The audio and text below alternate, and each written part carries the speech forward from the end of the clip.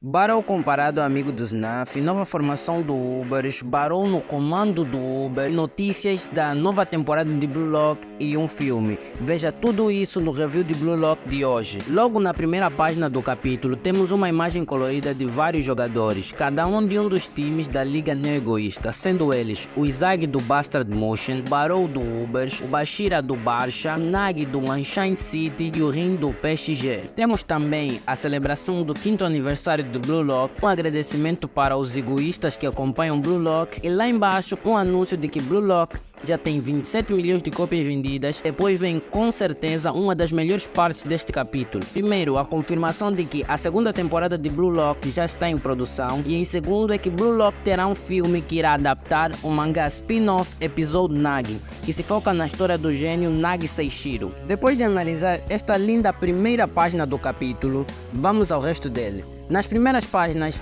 vemos uma conversa entre Mark Snavi e o seu amigo, em que eles dizem que não querem ser aquele tipo de adulto que relembram o passado e pensam nas escolhas que fizeram, se foram certas ou erradas, que se não puderem se tornar os reis do futebol, a vida não terá valido a pena. E é interessante que depois disso, vemos o Snavi olhar para o Barrow, como se o comportamento recente do Barrow fez relembrar do seu amigo. E realmente os dois até que têm um estilo de pensamento parecido.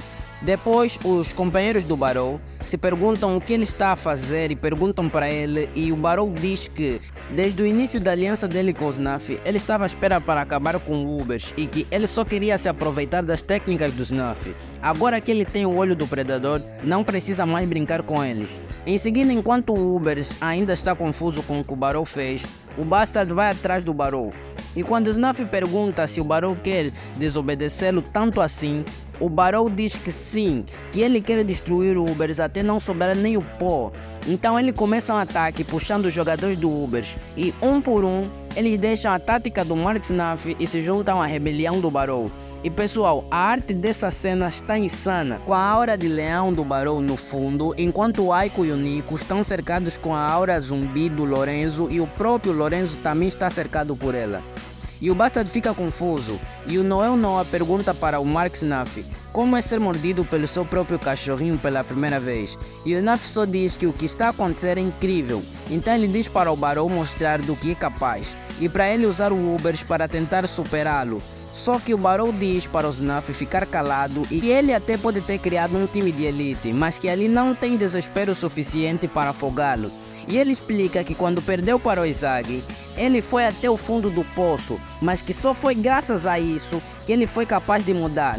E ele se pergunta o que é esse ambiente morno do Ubers. Ele diz que não quer viver em um mundo no futuro onde ele está seguro e tranquilo, e que para ser o melhor do mundo, esperança não é o bastante, precisa de ter uma quantidade equivalente de desespero, e que só indo além do risco proporcionado pelo desespero que ele pode alcançar a glória. E o Izag não consegue acreditar que o Barrow sempre esteve à espera deste cenário, e ele fica irritado porque neste momento, ao forçar os outros a segui-lo nesse palco de nível mundial, o Barrow estava prestes a fazer o que ele mais queria.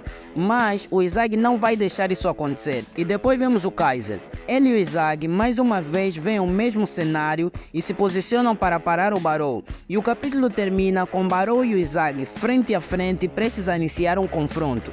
Este capítulo de Blue Lock foi frenético, cheio de ação e um embate de ideais, o Barrow com o Snaff e o Izag com o Barrow. O Barrow foi contra as ideias do Snaff e o Izag, ao ver que o Barrow podia conseguir realizar o que ele não foi capaz, ele vai de encontro ao Barrow. O plano do Barrow de roubar o Ubers desde o início foi surpreendente, porque depois da conversa que ele teve com o Snaff antes da partida, realmente parece que ele aceitou ser o sucessor do Snaff. Mas não, ele só queria melhorar o seu jogo até que ele não precisasse mais do Snaff, e então ele assumiria o controle. Muito louco. E neste capítulo aparece de novo a filosofia de perder que sempre aparece em Blue Lock.